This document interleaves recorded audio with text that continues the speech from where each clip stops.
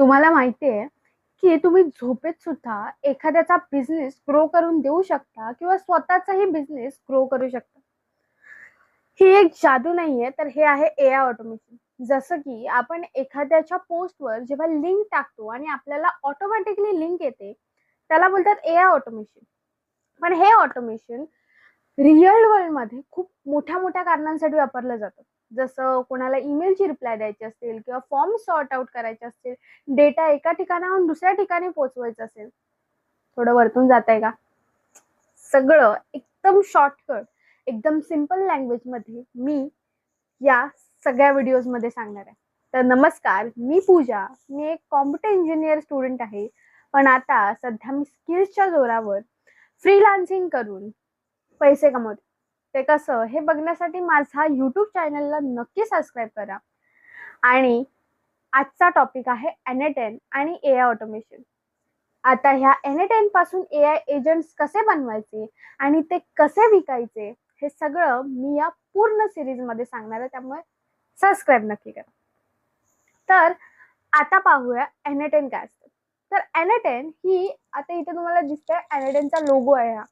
N10 ही असा एक platform आहे, ज्या प्लॅटफॉर्मवर तुम्ही तुमचा एआय ऑटोमेशन बिल्ड करू शकता. आता ज्यांना टेकची माहिती नाहीये त्यांना सुद्धा हा व्हिडिओ कळेल, परंतु पूर्ण शेवटपर्यंत पहा. ज्यांना टेकची माहिती आहे त्यांना असं माहिती असेल की ह्या मार्केटमध्ये झेपियर आणि मेक हे दोन्ही आधीपासून ट्रेंडिंग मध्ये होते, पण आता N10ने हा पूर्ण मार्केट कब्जा घेतलाय. आणि त्याचं कारण आहे त्याची स्केलेबिलिटी आणि त्याचं सर्चेबिलिटी. तो कॉस्ट मध्ये कमी आहे. हा, N10 पहिले 14 दिवस आपल्याला फ्री ट्रायल सुद्धा देतो. त्यामुळे आपण फ्री मध्ये सुद्धा काम करू शकतो फॉर 14 डेज. पहिले 14 दिवस. आता येऊया N10 नक्की काय. तर N10 हा असा एक प्लॅटफॉर्म आहे ज्यावर आपण बिल्ड करू शकतो. तिथेच आपण ते डिप्लॉय करू शकतो आणि तिथेच आपण टेस्ट सुद्धा करू शकतो आपला एआय ऑटोमेशन. ज्याला कोडिंग येत नाही किंवा ज्याला थोडी जरी कोडिंग येत असेल ना, त्या सगळ्यांसाठी हा उत्कृष्ट आहे.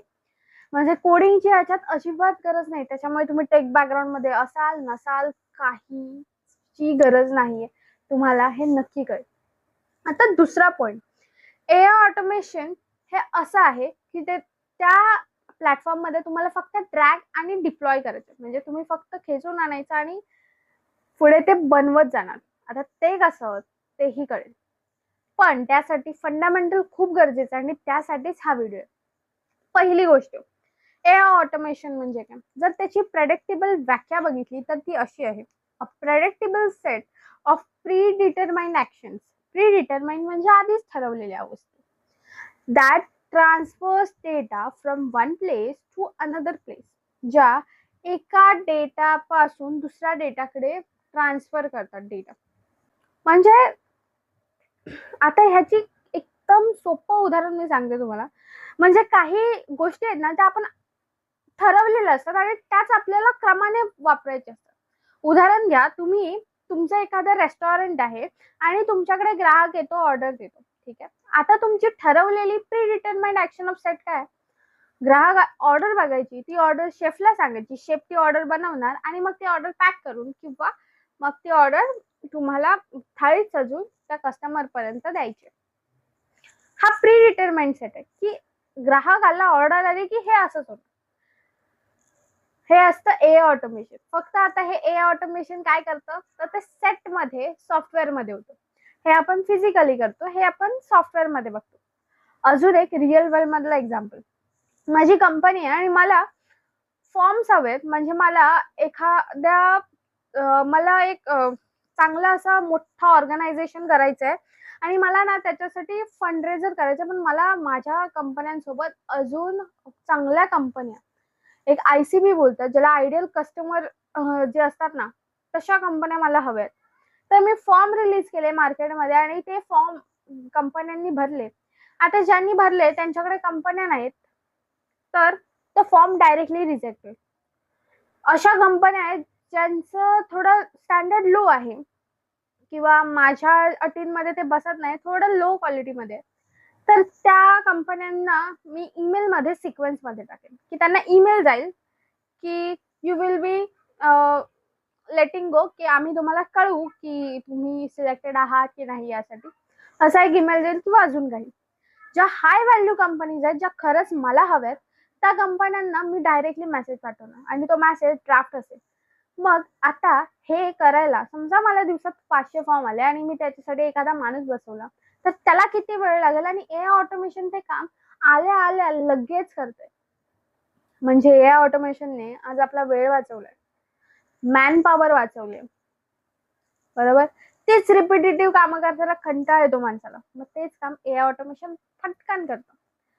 आता ह्या सगळ्या एआय ऑटोमेशन आणि ह्याचा ना फंडामेंटल समजून घेणं खूप इम्पॉर्टंट आहे, मी मगाशीच म्हणाले. तर ह्याच्यासाठी ना कोर कंपोनेंट्स असतात. आता हे कोर कंपोनेंट्स काय आहेत ते बघूया. कोर कंपोनेंट्स म्हणजे जसा बिल्डिंग बांधायच्या खाली जो पाया असतो ना तो मजबूत लागतो, तसाच ह्याचा पाया मजबूत हवा. आता हे सगळं चालतं कशावर ते समजून घ्या. पहिला आहे कोर कंपोनेंट ट्रिगर. ट्रिगर जोपर्यंत ट्रिगर भेटत नाही तोपर्यंत ती गोष्ट पुढे होणार नाही. म्हणजे एक पहिला धक्का लागतो, तो धक्का जेव्हा भेटणार तेव्हा ते एआय ऑटोमेशन स्टार्ट होणार. मग ह्याच्यात सुद्धा 3 प्रकार आहेत. एक असतं मॅन्युअल, दुसरं असतं शेड्यूल आणि तिसरं असतं इन्स्टंट. मॅन्युअल म्हणजे तुम्ही स्वतः असं 2-3 तासाने तुमचा लॅपटॉप चालू केला तेव्हा तुम्ही बटन क्लिक करणार, मग ते ऑटोमेशन होणार. किंवा दुसरं असं शेड्यूल म्हणजे तुम्ही दर 1 तासाने किंवा 1 मिनिटाने किंवा 1 आठवड्याने तुमचं जे ट्रिगर्ड आहे ते दाबलं गेलं पाहिजे, असं तुम्ही शेड्यूल करणार. इन्स्टंट म्हणजे फॉर्म आल्या आल्या तर लगेच काय व्हायला पाहिजे, त्याची विल्हेवाट लागली पाहिजे, त्याची जी काम आहे ती त्यांनी केली पाहिजे. हे झालं ट्रिगर. याचं एकदम बेस्ट एक्झाम्पल, शर्यतीत जेव्हा बंदुकीचा आवाज होतो तेव्हा माणूस पळतो.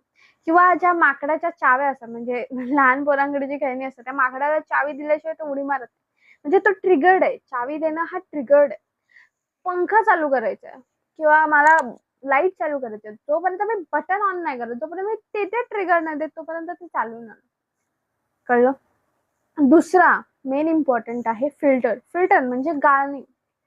जसं आपण मगाशा फॉर्मच्या एक्झाम्पल मध्ये बघितलं की लो व्हॅल्यू असेल तर त्याला तिथे काय केलं जात होतं, ईमेल सिक्वेन्स पाठवले होते. ज्यांच्याकडे कंपनीज नाही त्यांना काय केलं होतं, गाळून टाकलं होतं. म्हणजे फिल्टर लागलेलं की त्यांना डायरेक्ट डिलीट करून टाकायचं, त्यांचा फॉर्म पुढे आलाच नाही पाहिजे किंवा त्यांना मेल गेलाच नाही पाहिजे. हे झालं फिल्टर. तिसरा आहे ते म्हणजे ऍप्स. आता ह्याच्यात ऍप्सचं कनेक्शन सुद्धा खूप इम्पॉर्टंट आहे. मग त्याच्यात गुगल ड्राईव्ह असेल, नोशन असेल, तुम्हाला ज्या ऍपला जोडायचं आहे तो ऍप तिथे लागतो. ईमेल असेल, काही असेल. आणि त्या ऍपची चौथं कोर कंपोनेंट आहे ऍक्शन. त्या ऍपची कनेक्टेड आहे ऍक्शन. ऍक्शन म्हणजे काय, आता मला ईमेल सेंड करायचा आहे किंवा गुगल ड्राईव्ह जर मी जॉईन करत असेल तर मला फोल्डर क्रिएट करायचं आहे, न्यू फाईल टाकायची आहे, डिलीट करायचं आहे, हे सगळं त्या ऍपच्या ऍक्शनशी जोडलेलं असतं. तर हे 4 कंपोनेंट नक्की लक्षात ठेवा. आणि एवढं जरी तुम्हाला कळलं असेल ना तरी एनिटेम काय असतं हे तुम्ही दुसऱ्याला सांगू शकता. त्यामुळे आता भेटूया पुढच्या भागात, ज्याच्यात अजून काही फंडामेंटल्स क्लिअर होतील. त्यामुळे नक्की सबस्क्राईब करा. परत एकदा सांगते, थँक्यू. भेटूया पुढच्या व्हिडिओमध्ये.